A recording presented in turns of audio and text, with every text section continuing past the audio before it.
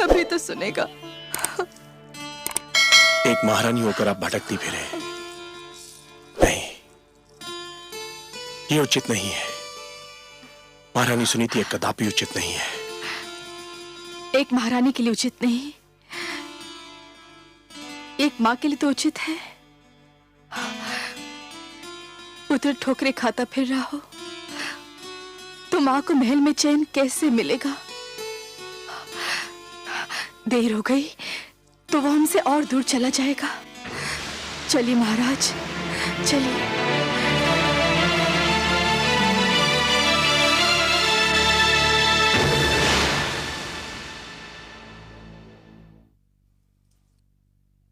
महारानी, महारानी, सब बना बनाया खेल बिगड़ गया। शुभ शुभ बोल बावली, कौन सा खेल बिगड़ गया? महारानी सुनीति ने महाराज का मन एक बार फिर जीत लिया है। क्या? ये तू क्या कह रही है? स्पष्ट बता, क्या हुआ?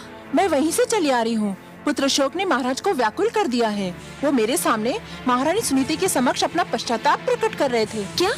हाँ महारानी, और अब दोनों मिलकर राजकुमार ध्रुव की खोज में जा रहे हैं। कुछ कीजिए वरना आपके सारे सपने चकनाचूर हो जाएंगे। नहीं, यह असंभव है। ऐसा नहीं हो सकता। मैं देखती हूँ कि महाराज कैसे जाते हैं।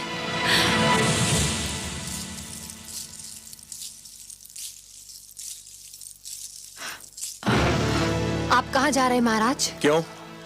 क्या मुझे कहीं जाने के लिए तुम्हारी आज्ञा की आवश्यकता है? हम अपने पुत्र को ढूंढने जा रहे हैं, जो केवल तुम्हारे कारण राजमहल छोड़कर चला गया है। हम दोनों मिलकर अपने पुत्र को ढूंढेंगे।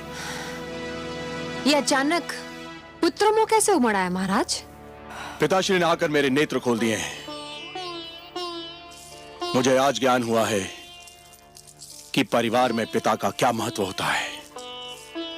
मैं भटक गया था, पिताश्री ने मुझे सत्य का मार्ग दिखाया है, और अब मैं इस मार्ग को कदापि नहीं छोड़ूंगा। कान खोलकर सुन लीजिए महाराज, मैं आपको कहीं नहीं जाने दूंगी। तू मुझे जाने नहीं देगी? तू रोकेगी मुझे? हाँ, मैं रोकूंगी आपको, क्योंकि मैं आपकी पत्नी हूँ। तू पत्नी नहीं, पत्नी के रूप में हमारे परिवार के सुख चैन, हमारी एकता और हमारे प्रेम की शत्रु है। महाराज, तू उस चमकती रेत के समान है जो प्यासे यात्री को दूर से जल तो दिखाई देता है, परंतु पास आने के बाद पता चलता है कि वो जल नहीं, केवल रेत है। पिताश्री ने आकर मुझे इस मोह जाल से मुक्त कर दिया है। तेरे मोह में फंसकर मैं अपनी देवी समान धर्म पत्नी को भूल चुका था, अपने आप को भूल चुका था। तो ये कहिए ना कि सुनीति ने अंत में आप पर अपना रंग जमा ही लिया। मैं सब समझती हूँ, इसी ने आपको मेरे विरुद्ध भड़काया है। ये बेचारी शोक की मारी किसी को क्या भड़काएगी? इसके मन में तो पुत्र वियोग की अग्नि दहक रही है, पर तू क्या जाने इस दुख को? यदि तेरा उत्तम कहीं चला गया होता तो तुझे ज्ञान होता कि पुत्र वियोग क्या होता है। ये आप क्या कह रहे हैं महाराज? भगवान के लिए इतने अशुभ बोल अपने मुंह से ना बोलिए। भगवान ना करे कि वो कहीं चला जाए। वो केवल आपका ही नहीं, मेरा भी पुत्र है। उसने मेरी कोख से जन्म नहीं लिया तो क्या हुआ? माता कहकर तो वो मुझे भी पुकारता था। मैं तो यही सोचती थी कि ध्रुव के जाने के बाद उत्तम ही हमारे घर का दीपक है। ध्रुव को तो मैं खो चुकी हूं। उत्तम भी अगर कहीं चला गया तो हमारा क्या होगा? देख लिया तुमने, ये है माता, ऐसी होती है ममता। और एक तुम हो कि ध्रुव हरदम तुम्हारी आंखों में कांटे के समान खटकता रहता था। तुम यही चाहती थी ना कि राजमहल तुम्हारा हो जाए, यह ऐश्वर्य तुम्हारा हो जाए, मेरे राजकोष, मेरे सिंहासन पर तुम्हारा अधिकार हो जाए। तो ले, मैं सब कुछ तुम्हें देता हूं और सुनीति को लेकर अपने पुत्र की खोज में जा रहा हूं। यदि वो हमें ना मिला तो हम भी लौट कर नहीं आएंगे। तू बिठा ले अपने पुत्र को राज सिंहासन पर और जैसे चाहे वैसे राज कर। हम जा रहे हैं। चलिए महारानी सुनीति। महाराज,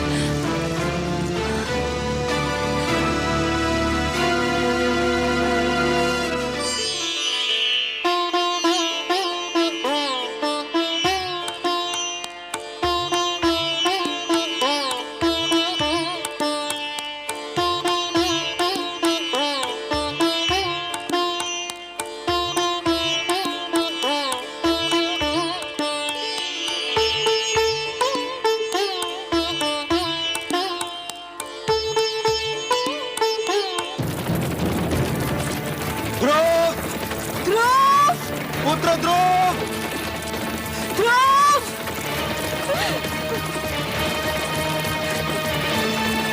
पुत्र ध्रुव!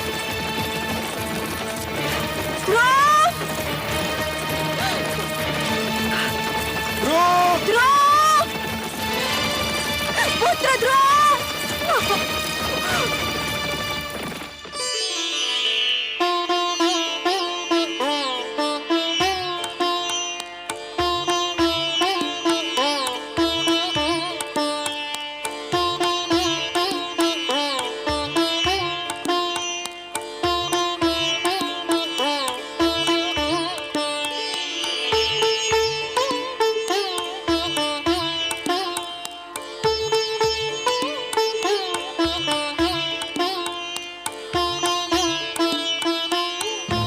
नारायण नारायण।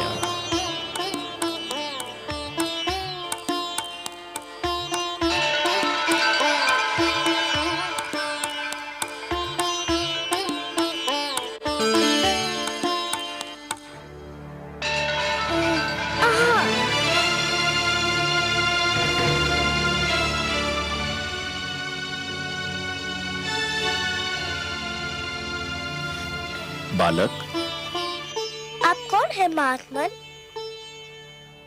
तुम प्यासे हो और मैं तुम्हारे लिए जल लाया हूँ। क्या इतना जान लेना पर्याप्त नहीं है? मैं जल पीना नहीं चाहता। मैं भगवान विष्णु से मिलने जा रहा हूँ। बहुत लंबी यात्रा करनी है मुझे। जल नहीं पियोगे तो लंबी यात्रा कैसे करोगे? धर्म की साधना के लिए शरीर की रक्षा करना बहुत आवश्यक होता है बालक। लो, थोड़ा सा जल पी लो।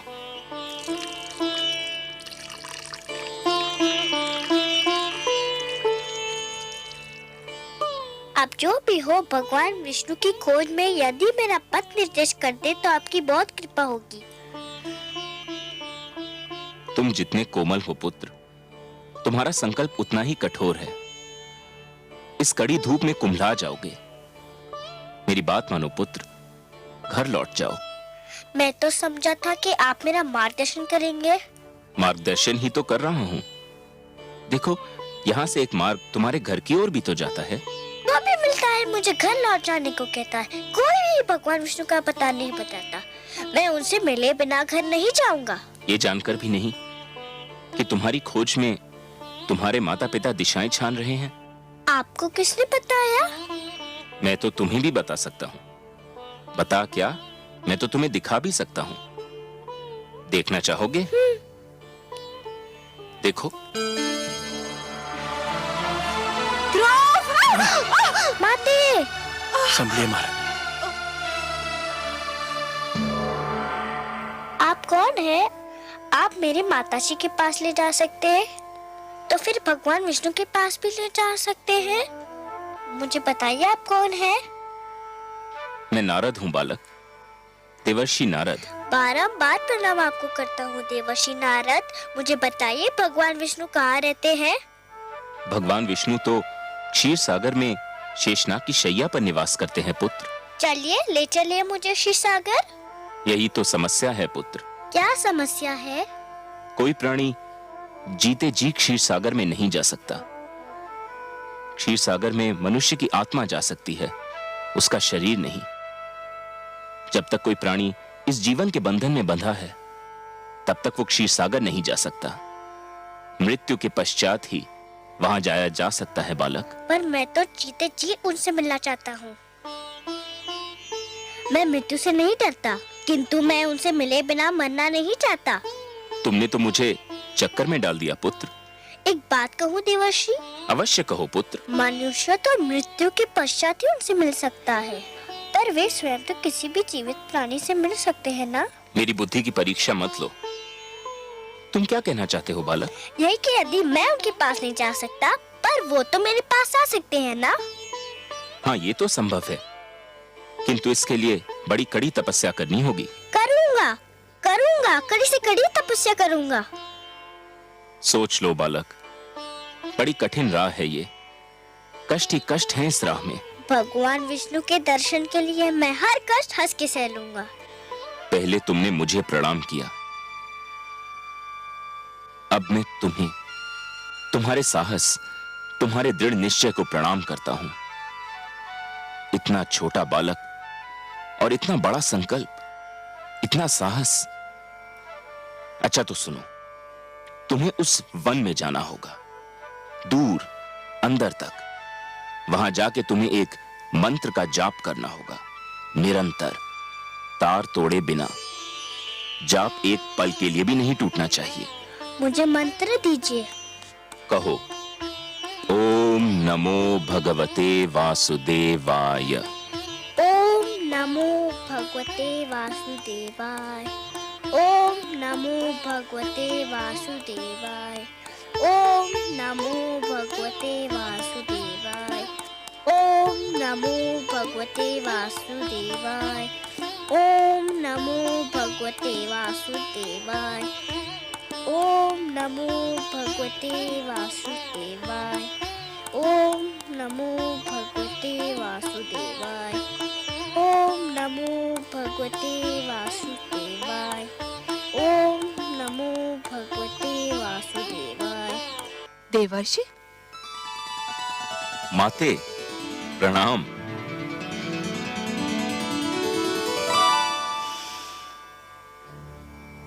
माते, क्या मुझसे कोई भूल हो गई है? आप मुझे कुछ रूठी रूठी सी दिखाई दे रही हैं। हाँ, मैं आपसे बहुत क्रोधित हूँ। आप भी कभी कभी ऐसे उल्टे सीधे काम करते हैं कि मन करता है आपसे कभी बात ही न करूं। मगर माते, नियम तो यह है कि दंड देने से पहले अपराध करने वाले को उसके अपराध के बारे में बताया जाता है। आपने तो मुझे अभी तक नहीं बताया कि मेरा अपराध क्या है। आपसे उत्तर नहीं बन पा रहा, इसके लिए बातें बना रहे हैं। मैं पूछती हूँ, उस छोटे से बालक को इतने घोर वन में भेजने की क्या आवश्यकता थी, जहाँ हर पग वन्य पशुओं और विषैले सर्पों का संकट है? ओह, तो माता मुझसे इसलिए रुष्ट हैं कि मैंने ध्रुव को वन में क्यों भेज दिया? और नहीं तो क्या, मंत्र का जाप ही तो करना था। वो तो ध्रुव वहाँ भी कर सकता था जहाँ आप उसे मिले थे। एक कोमल काया को इतना बड़ा कष्ट देने की क्या आवश्यकता थी? परंतु माते, जहाँ मैं ध्रुव से मिला था वह एक खुला क्षेत्र था। तो क्या हुआ? नारायण नारायण। माते, आपको तो पता है कि ध्रुव के माता पिता उसकी खोज में निकल चुके हैं। हाँ, मैं जानती हूँ। माते, किसी खुले क्षेत्र में ध्रुव उनकी दृष्टि से बच नहीं पाता। कभी न कभी वह उसे देख ही लेते। यदि वह उसे देख लेते तो फिर घर ले जाने का प्रयत्न करते। यदि वो उसे घर ले जाने का प्रयत्न करते तो मंत्र के जाप का तार टूट जाता। यदि मंत्र के जाप का तार टूट जाता तो ध्रुव की तपस्या भंग हो जाती, और यदि ध्रुव की तपस्या भंग हो जाती तो भगवान विष्णु से मिलने की उसकी मनोकामना पूर्ण न हो पाती। इसलिए मैंने उसे एक ऐसे स्थान पर भेज दिया है जहां उसे कोई देख न सके। माते, ठीक है, किंतु तुम जानते हो ना कि ध्रुव मुझे कितना प्यारा है। यदि उसे कोई हानि पहुंची तो? माते, मैं उसके भाग्य के लिखे को तो नहीं बदल सकता। मैंने तो वही किया जो मुझे इन परिस्थितियों में उचित लगा। क्या अब भी आप मुझसे रुष्ट हैं? नहीं, परंतु संतुष्ट भी नहीं हूँ। एक बात कहूं माते? कहो। आप जब भी क्रोधित होकर मुझे डांटती हैं तो मुझे बहुत आनंद मिलता है। मुझे यूं लगता है मानो किसी सुंदर मधुवन से मुझ पर फूलों की वर्षा हो रही हो। नारायण नारायण।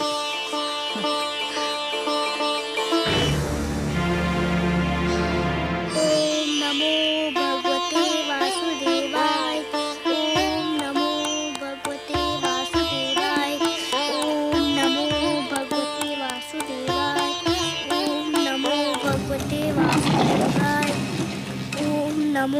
भगवते वासुदेवाय। ओम नमो भगवते वासुदेवाय।